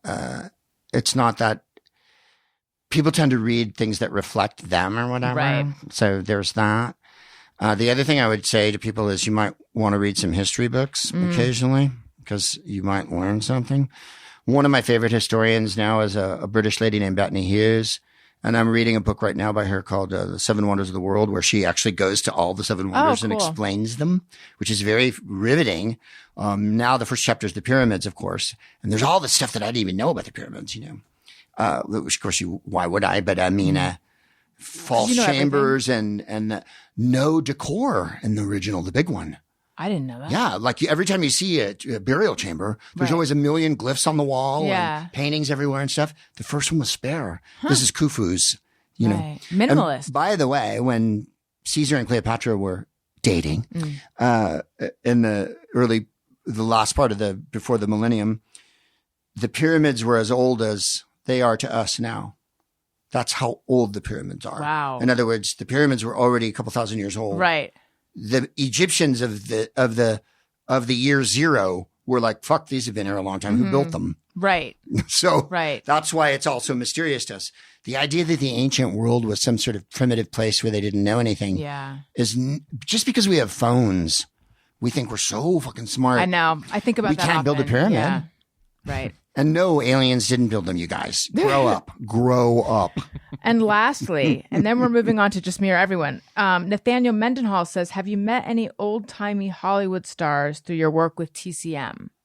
Yeah, I did. And I was thinking about it last night because I was watching On the Waterfront. And I didn't meet Eva Marie Saint, but she did do the festival. But we were on the red carpet years ago, and Kim Novak was on the red carpet. Oh, wow. And she's 5'9" easily. And she was wearing jeans, and she had blonde hair, and she was talking to Jennifer and I, and she went, Jennifer said something about the weather, and Kim Novak had her thumbs hitched in her belt and was so sexy. She was maybe 80, and she goes, that's all anyone talks about in this town.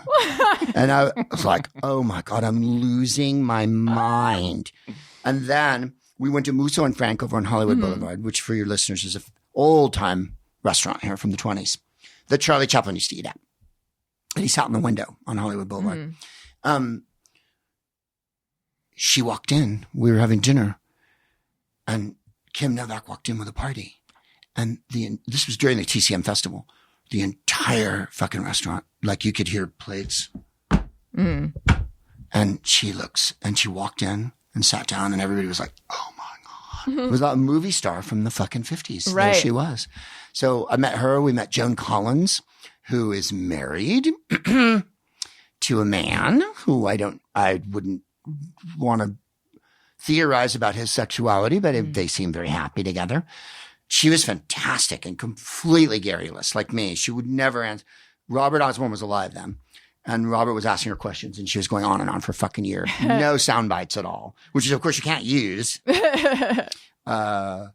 And then George Chakiris from West Side Story, who played Bernardo, who's not Puerto Rican, of course. Right. But when he dies, as Jennifer and I often say, there will be a big obituary from Puerto Rican people because he's so goddamn good looking in that movie, and his ass is so good. We were doing an interview for a British TV thing about the 100 greatest musicals because I was in Nightmare Before Christmas, and George Chakiris walked into the room, and he was up next, I think, to talk about West Side Story. And we started questioning him about, he was in a movie called The Young Girls of Rochefort, which was directed by the guy who did The Umbrellas of Cherbourg, whose name is escaping me, whose wife was Anya Svarda, the filmmaker who made documentaries. So Anya Svarda was on the set and shot pictures of them. Catherine Deneuve and her sister are in this musical. And George Chakiris is in it, and Gene Kelly's in it. It's from like 1965. Oh, wow. It's a big color musical. the difference is it's French, so you can see like them sweating and stuff. Like not like a Hollywood one. Right. But we started asking about that. And I swear to God, my wife goes, what color were your boots in Young Girls of Rochefort? Were they a charcoal gray? And he goes, kid gray. That's how exciting it is to meet some of these old movie stars. Yeah. No, it wasn't that color. Right. I'll tell you what color it was. And then she said, was Agnes Varda there? And he said, yeah, Agnes Varda was there the whole time because because she's a documentarian and she was married to the director. She was shooting and taking pictures and stuff. So Agnes Varda, they gave a big thing to at Cannes a few years ago. She passed away. She made a load of great movies, which you can go back and watch, about homeless people, about women, about, so those are the ones. I saw Sophia Loren. I saw Max von Sydow. We were talking last night about Peter Fonda. We saw this interview with Peter Fonda where a guy was an expert on his dad, was interviewing him, who'd written a book about Henry. And Peter's gorgeous, right? Or was. He is 6'4", and really thin and just great teeth. So he's talking about his career. Then he ate a salad during the interview, Then the interviewer brought up Henry and then he cried. So now he's cried, he's eaten a salad. Right. And Jennifer held up her phone like this to take a picture of him. And from 30 feet away, he went. He smiled. He posed. Yeah. And smiled. And because Peter Fonda has that. Yeah. And then he said he made a movie, which was a terrible movie called Wanda, Nevada. That was with Brooke Shields from the 80s. And he said the only reason he made it was so that he could spend time with Henry. Because Henry was cold. The reason Jane did on Golden Pond was so she could spend some time with him. Oh, that's so sad. He was not a warm, wonderful dad. No, that's awful. Nope. That's so sad. So those are the kind of awesome, those 4 little stories there. Can I take a picture of you doing Peter Fonda so that I could, this is a Patreon. Okay. 1, 2, 3. Perfect. And then because of Nightmare Before Christmas, Danny, you play in Nightmare Before Christmas? I'm a bunch of the monsters. I'm the Harlequin monster, the sax player, the devil, and the duck. And so I go, making Christmas, making. And we do it. We're doing it in London, the show at Wembley, but we do it at the Hollywood Bowl and whatnot. And Danny's married to Bridget Fonda. And she did our costumes years ago. So I went over to the crib and I met Bridget Fonda. And she put me in this suit that was crazy. I didn't wear it. And I didn't end up wearing that suit. I wear another one. And she gave me a fez. And this is why I love Bridget Fonda. One, she's a huge movie fan. I mean, Grandfather Henry, Father Peter. Like we're talking and Auntie Singles. Jane. So like your whole family. Right. She put me in this checked suit and she goes, that suit's like the sins of Harold Diddlebach. And I was like, that is some obscure, it's a movie by Preston Sturges starring Harold Lloyd from the 40s. And he wears a check suit in it. And I went, oh my God. Like, no one's going to make a sense of Harold Diddlebach reference. And that was Bridget, right? And she gave me a fez to wear in the show. And I've worn the fez ever since. I wear the fez in every show. And I'm the only person with a fez on in the whole fucking cast. And everyone goes, oh my God, a fez. So you're like Doctor Who or the 3 people that ever wore a fez in anything. Sydney Greenstreet, Morocco Mole from the Secret Squirrel Show. So I mean, I love Danny and Bridget anyway, but I especially love her for giving me the fez because it was her choice. Right. She that's so cool. Why don't you put this on, Greg? And I fucking put it on and she's like, and I'm like, oh my God, the fez is awesome. Because you just never see them. Right. Unless you're watching an old movie. Right. Or you go to Morocco. Or you're watching The Sins of Howard Diddlebach. The Sins of Harold Diddlebach. Which no one will ever watch. No. Okay. Let's do Just Mirror Everyone. Oh my God. Sometimes I ponder on something I have thought or done. Is it just me or everyone? All right, Greg, do you have one? Yeah. What was it? The Just Mirror Everyone. Oh, yeah. When people have their shoes off and they put them on stuff like you're at the airport or on a plane. They put their feet on stuff? And they put their feet on like a table or a chair or the back of a seat and they have naked, bare feet. Does anyone else want to die? Oh, yeah. We all do, and kill themselves and bathe in hand sanding until the end of time. I think we all do. Yeah, everyone. But people do it all the time. I know they do. What I don't like is like I'll be sitting there on an airplane, and then all of a sudden someone's tootsies are right by my elbow. Gross. Why do people do that? Yeah. I was in a lounge, like a fancy lounge, a couple of years ago. My wife wasn't with me. I must have been flying on my own, and we're going to London. And the woman next to me in this fancy ass lounge has her fucking feet up, No. bare feet, on the table. We're all having cocktails. You know, it's one of the. It's like, you're so gross. I don't want to see your feet. I really don't. And don't put your shoes on stuff either. Gross. Your shoes touched everything. What are the rules about feet in socks on a couch? You know, better, like, you know, there's that recent Twitter flap over, like, where you should take your shoes off when you enter people's house. If people's rule is to take their shoes off, then take your goddamn shoes off. Right. Wear some good socks over. Right. Gross. Don't defy people because you're some sort of, you know, you're going to prove a point or something. If you've ever been to lots of countries, many people don't ever let you wear your shoes in the house. It's just the way it goes. Right. What was the online flap over it? I vaguely Someone on Twitter was like, I don't want to. I don't have to. Oh, right. It's like, it was someone saying like, let go of this idea that you can control people's feet in your home or something. So that would be the entire continent of Asia. Yeah. Right. Because literally from one end of Asia to the other, you're not wearing your shoes in the house. Even a lot of restaurants even. No. Yeah. You're taking them off. And it's not impolite because they're not putting their bare fucking dirty feet on shit. We're talking about, you know. Right. So whatever. That's the is it me. And it's not just you. And then Podcast Pal product pick. Podcast Pal's product picks. Do you have one? Yeah. Wonderful. I thought about this. Thank you. Because I was really worried that I wasn't going to get one. And the thing I use, my hair guy turned me onto it. This is the thing you can't live without. Sure, yeah. Balmain Paris Hair Couture Styling Powder.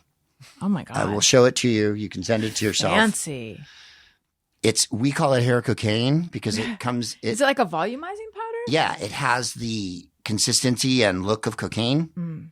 Do not eat it. Do not snort it. No. So like I've got it in my hair and it makes your hair. Oh, look at that. Yeah. You can.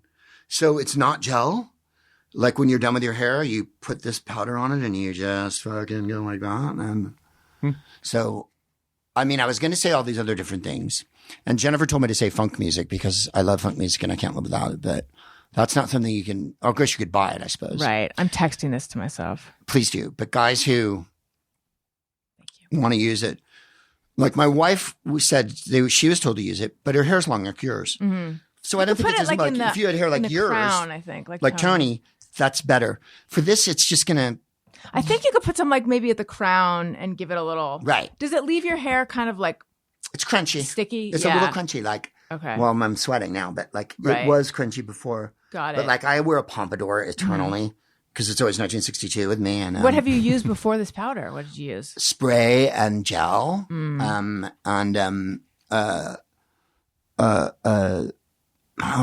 What's it called? God damn it! Comes in a black jar, and I've like used a pomade. Yeah, but it's white. It's Murray's a white pomade. Yeah, like not like a Vaseline pomade. Right.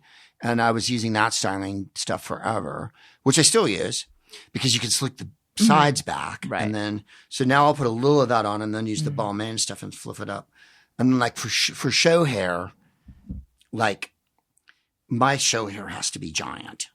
And it's, like that. I have to have a giant pompadour. I'm trying to see where, wait, are you front? I don't have my glasses on. Let me put them on. Oh, you can't see it. You're front left, right? I'm that is big hair. Right. I have to have high hair for stage. Otherwise you'll simply disappear. I'm really with the closer to hair, the closer to God. Yeah. The higher the hair. So then I spray the shit out of it too and do a big pompadour. What kind of spray are you talking? Like a cheap Aquanet? ass. Okay. Yeah, because it's for stage. Right. Like you can use the expensive shit, but go to the supermarket and those little black Tresemme. Go to the Tresemme hair salon. Those Tim Gunn Tresemme little disposable bottles. Right. Those yes. are perfect. Yeah, those are very strong hold too. Really strong. Like because you're talking about jumping around on stage for an hour and a half. So right. and then sometimes when we bring people out on stage with us, they'll touch my hair, and I'm like, never the hair. So Bold. I just use the cheap ass shit because it really, like, Aquanet and that shit works. I mean, that's why people use it. It's not. No, it smells bloody awful. Right. And you could kill something. I mean, like you could kill bugs with it, Right. If I can ask real quick, you mentioned funk music. I want to know who you're into. Oh, everybody. But George Duke, the Gap Band, Ohio Players, Brothers Johnson, Sheila E., Prince, Sly and the Family Stone, James Brown. Gotcha. Chaka Khan. Anything new? Oh, well, that's not a criticism. I think Janelle Monáe is awesome, and she's funky, and no, I stay with a lot of the old school funk. A lot of the funk people are still around, which is pretty wild. There's a guy out now called Lewis Cole. Have you heard of him? I have. He's awesome. I've seen him a couple of times. He's quite good. Yeah, he's very good. I think it's the undersung genre of American music. I really love it. It sort of splits the difference. Like for years ago, I decided at my stand-up shows and podcasts and whatnot, comedy clubs play the worst music in the world. Mm-hmm. And depending on who the manager is, or if it's a corporate club, they play what the corporation wants them to play, which is usually white guy music, which nobody likes. Right. Because no one wants to fucking hear Journey and Leonard Skinner ever again. They don't. And and when you're on your own, you're high. Good for you. Before a show, so for me, funk disco funk. Oh, that's good. Get everyone in the right. Yeah. Then you see women smiling in the audience instead of, if I play Led Zeppelin before the show, there's going to be a lot of people like this. So I've had more club people say to me, and more women servers go, whose music is this? And I'll be like, mine. We're playing dance music. Grace Jones. That's smart. Donna Summer, stuff you can groove to. So now with the group, the improv group, I've poisoned them. We have a funk opening. And what's funny is the states you go, oh God, my wife's going to kill me. The states you go to, where they don't dig it. Like you play in the South, everybody understands. And Ohio, of all places, which is a very rednecky place. Ohio is like the heart of funk in the United States. There must be 30 funk bands from literally one place in Ohio. And I mean, Roger Troutman and Bootsy and his brother Catfish. And, the Gap Band's from Oklahoma City. In fact, the Gap Band is named after the 3 streets where Tulsa Wall Street was. They're from Tulsa. I didn't know that. Yeah, GAP. So, and they played with Leon Russell. But anyway, the Ohio crowds, even in Cincy, even an all-white crowd, Cincy, Toledo, whatever, when you play funk music before the show, they're all like fucking, right? You can see everybody grooving. And then you go to like Wisconsin and the white people just sit there like this. Like, what's happening? Right. They're like, do you have any Arcade Fire? Right? White people just love white people music. Yeah. And it's just so boring. No one wants to fucking hear it. If you're a Swiftie, good for you. I'm never playing Taylor Swift before the show. Beyonce, sure. Like something funky. My whole raison is, can you dance to it? Does it make you happy? Anytime there's loud screaming guitars and screaming. And by the way, I love that music on my own. I'll listen to it on my own. I'm not inflicting it on any. I need to leave you because this show's running into 4 hours now. Years ago, I was playing Caroline's in New York. And I walked into the showroom and the guy was playing blues. And I don't mean just blues, but like, I woke up this morning. And I went over to him, the manager of the room, and I said, what are you doing? And he went, what? And I go, the music. I go, there's a sign out in front that says comedy. And the opposite of comedy is the blues. The two states of being, happiness. The counter to happiness is being blue. And what do you mean? Oh, God. Yeah. He's a man. You know what it's like talking to men. So I go, I would like you to change the music. And fantastically, he said to me, because he was, at that point, all the ideas were gone. Right. They'd been, they'd left. He went, what do you want me to play? And I went, Prince. Put the Spotify Prince down on. Fucking All of a sudden, it's 1999. Mm-hmm. The little red Corvette. People are fucking in their seats like, yeah. like, you guys, it's real easy. It's real easy.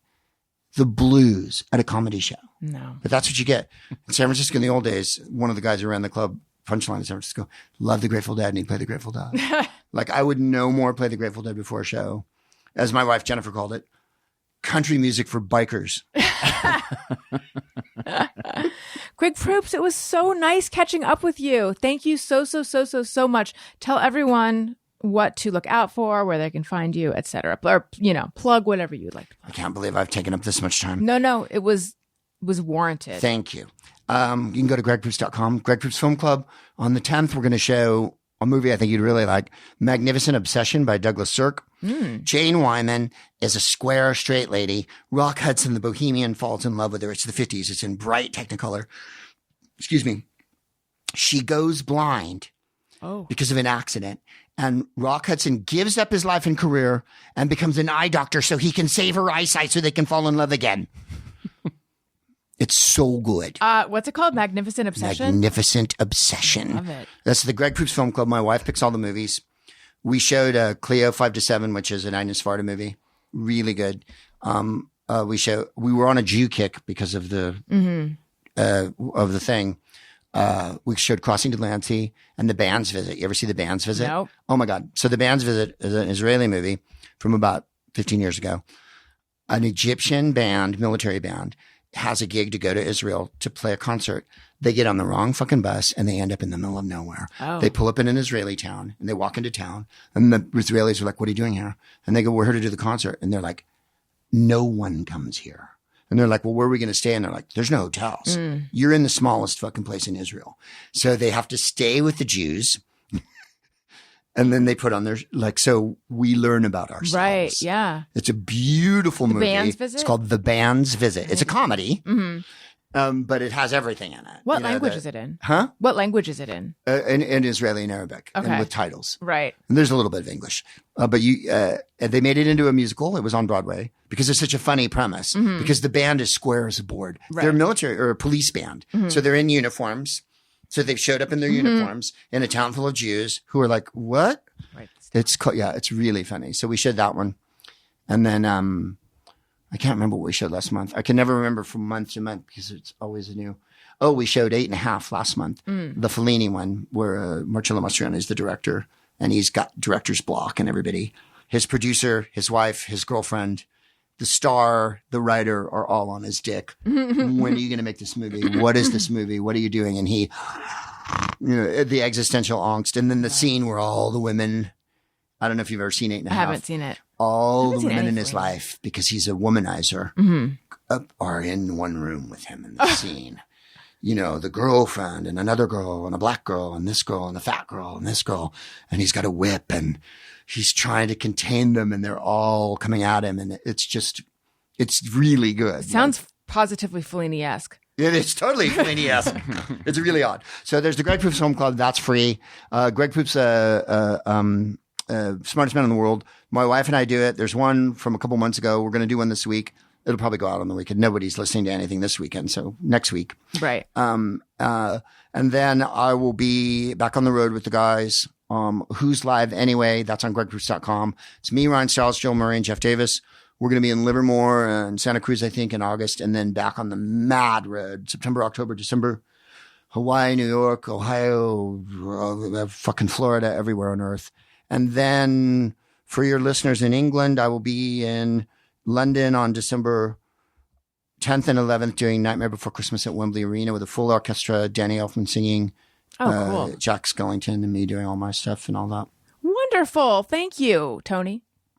I'm home. I got nothing going on now. I love that for me. And then follow me everywhere. Please leave us a review. Click 5 stars. It helps out the show. Also, my Substack, Allison Rosen. Substack. That's right. AllisonRosen.substack.com. Having a ton of fun over there. So, and I also already mentioned Patreon. Patreon. Thank you again. This was delightful. Thanks, Listeners, Allison. thank you for listening. I love you. You matter. Goodbye. Hey, do you know about the Allison Rosen Show?